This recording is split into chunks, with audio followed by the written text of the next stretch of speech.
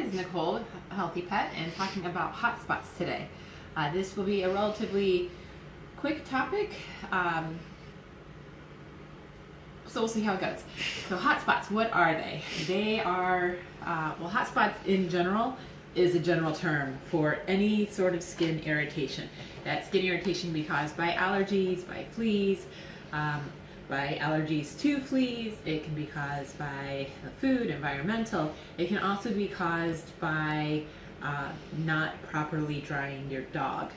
So anytime that a hot spot starts, it always starts as that general skin irritation, and then your dog excessively licks at it or bites at it, chewing or scratching. And then with that chewing, licking, scratching, biting, it causes a skin lesion of some sort. It can also be because of boredom, but we don't typically see a whole lot of boredom-induced hot spots. So we're going to do another video later in this series where we talk about different types of toys to alleviate boredom, but again, that can be a cause, but it's not the most common cause that we see. So going back to hot spots as a general thing, whenever somebody comes in and says, my dog has hot spots, like to start off with, when did it start and what did you notice before it started? So as we go through that kind of information and figure out what it is, we don't want to just put a Band-Aid on it, we want to actually solve it from the root cause. We'll use these different types of products to help alleviate any sort of symptoms, and depending on if it's an external allergy that caused it, some sort of external factor, these different products not only help alleviate the symptoms but can also be the treatment for it so that you don't have any additional issues. So Zymox is a favorite product. We talked about this for the yeast. So they make their shampoo and the conditioning rinse. And again, that conditioning rinse can be made into like just a daily spray or used as a lotion. They make a pre-diluted spray. They also make a cream. So they have a really nice whole system depending on what the issues are. For those who are looking for more of a homeopathic solution, this is an oral treatment. And then again, different types of sprays, a topical spray, a foaming shampoo, another spray and shampoo combination unit. While this one uses different types of enzymes for their product to work, this one is your more traditional type of medical ingredients that address the hot spot issues. So again, hot spots. What are they? They are a general skin irritation that your dog has caused further irritation to. These are different treatments, and the big one that I also mentioned was it can be caused from grooming.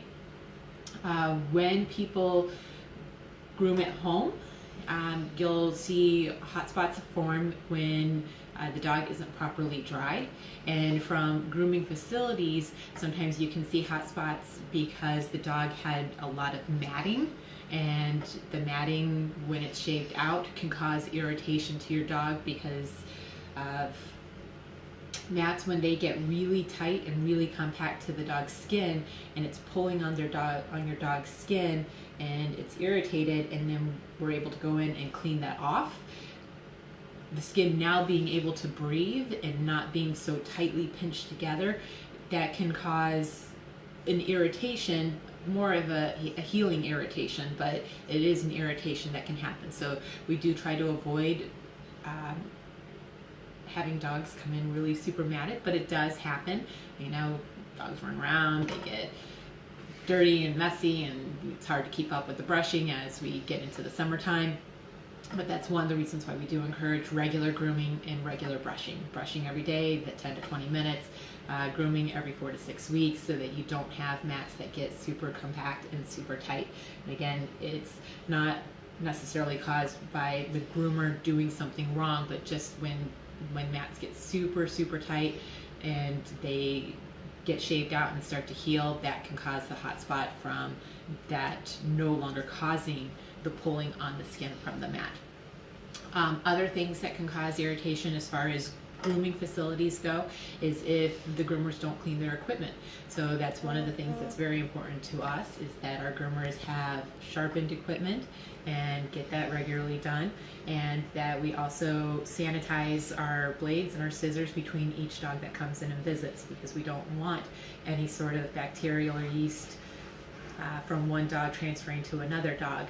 But that definitely is something that we've seen and have heard about happening, is that not all equipment gets cleaned between dogs. So it is definitely our procedure to make sure that the equipment stays clean so that we don't have that issue coming in here. Going back to the grooming at home, I mentioned that dogs can get hot spots from their baths at home. Generally, the hot spots that occur when dogs get a bath at home is because the dog doesn't get fully dried at home. So here in our facility for grooming, this is actually our small dryer. This is our very tiny one that we use more for just fine tuning when there's still a little bit of dampness around the paws or around the sandy areas that we need to dry out. But it's still a decent size. Take off the microphone, so hopefully it won't be super loud, but I want to show you how much force and power that even our small dryer has.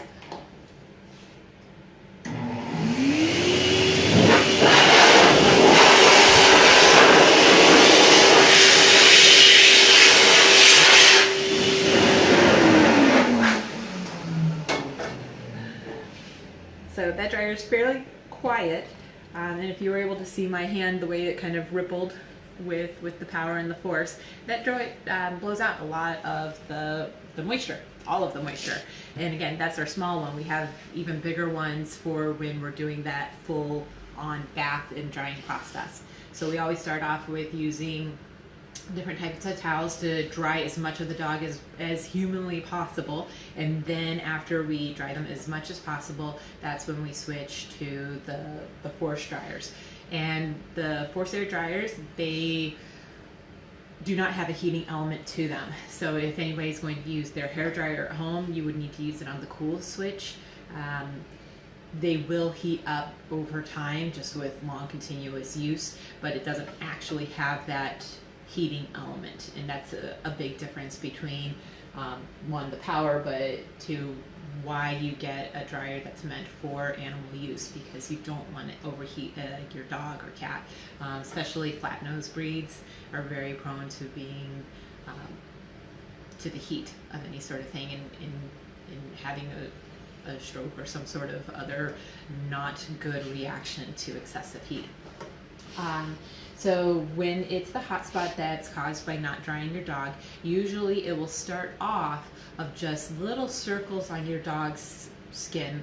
Maybe you notice like a little patch, and like dog's not allergic to anything, hasn't changed the environment significantly, like, but I did give a bath at home, and it just starts off with that, but your dog's not licking at them, and then eventually starts licking at them and biting at them, and where maybe he had spots all over the body, only these two spots became true hot spots.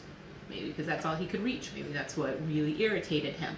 But any sort of skin irritation over the body, whether he was licking at it or biting at it, scratching at it, or anything else, those sort of circles that occur after you've bathed your dog at home and let them air dry, that's typically a staph bacteria that is naturally occurring on the body, but because of that moisture that's being held in by your dog's coat from good bathing, it gets an overgrowth of that bacteria, and that's what causes the staph infection and losing the hair and little circles immediately after a bath.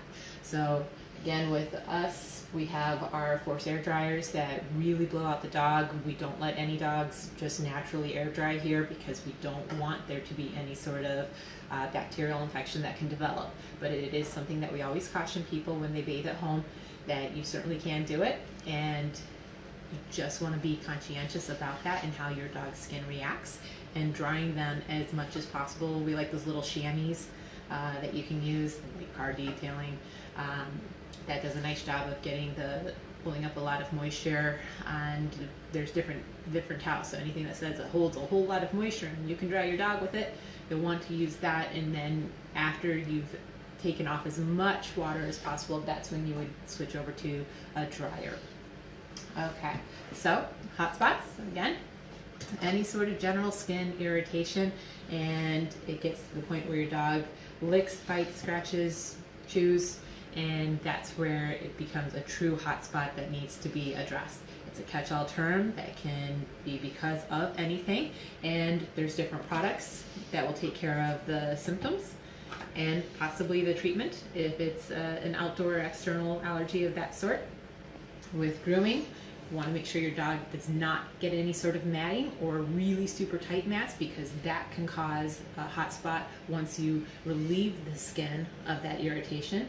And if you bathe at home, you want to make sure that your dog gets fully dry before you let him run off, because that moisture staying on his skin can cause a hot spot too.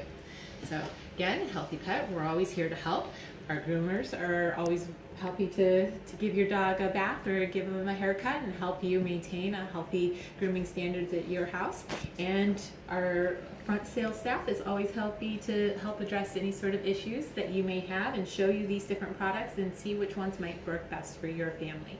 So at Healthy Pet, we love your dog loves you, and we hope to see you both in soon.